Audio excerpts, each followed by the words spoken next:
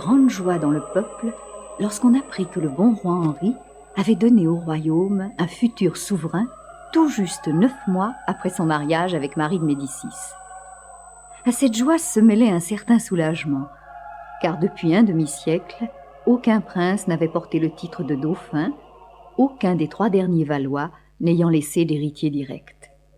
Henri IV, lui, avait vaincu le mauvais sort, et, le jeudi 27 septembre 1601, jour de la fête de Saint-Côme et Saint-Damien, voyait naître celui qui régnerait sous le nom de Louis XIII.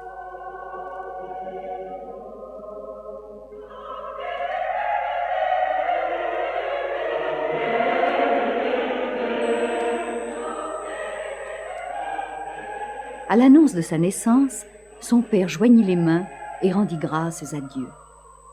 Toute la cour put voir couler sur ses joues des larmes, grosses comme des pois.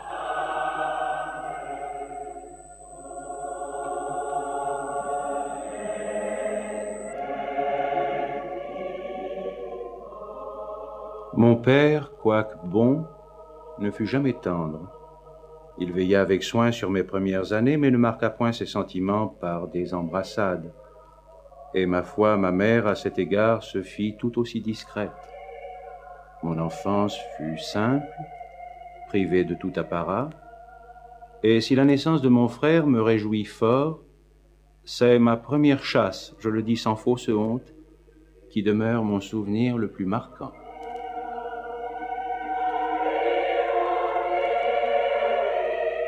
La reine Marie de Médicis ne fut couronnée qu'en 1610 et la cérémonie fixée au 13 mai.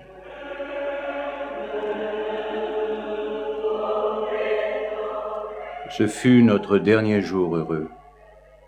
Mon père, sans doute assailli de sombres pressentiments, me saisit dans ses bras et m'élevant en l'air, il cria « Messieurs, voilà le roi !»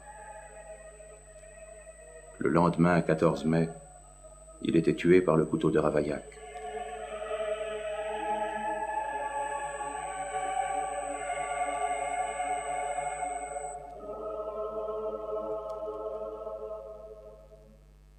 Le petit roi ayant 9 ans, la régence fut confiée à la reine Marie, qui gouverna avec l'aide de ses favoris, Concino Concini et sa femme Leonora Galigai.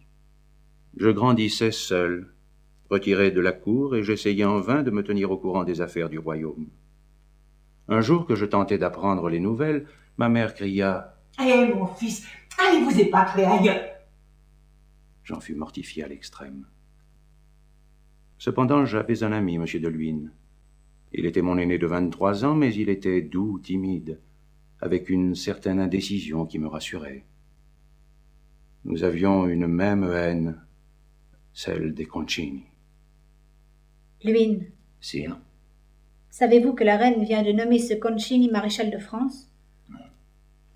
Être marquis d'Ancre ne lui suffisait donc point. Quant à sa femme, elle est couverte d'or. Hélas, sire, en réalité, ce sont ces Italiens avides et incapables qui règnent en France. Savez-vous que quiconque obtient une faveur de la régente en vient remercier la femme Concini? Luynes, ne me rappelez pas trop ma honte et ma détresse. Les grands relèvent la tête, mais sans doute les états généraux qui vont prochainement s'ouvrir changeront-ils quelque chose. C'est un Armand Duplessis de Richelieu qui parlera pour les représentants du clergé. On le dit, bon orateur. Ce ne sont point des sermons qui calmeront les esprits et les cœurs. Il faudrait autre chose pour arrêter les princes de Condé, Bouillon, Longueville qui s'arment contre le pouvoir royal et mettre à la raison les Huguenots qui s'agitent. Ah, sire, ne vous attristez pas. Pensez plutôt... Nous espérons que vous avez apprécié cet aperçu. Pour continuer à écouter ce livre audio sur Google Play Livres, utilisez le lien dans la description de la vidéo.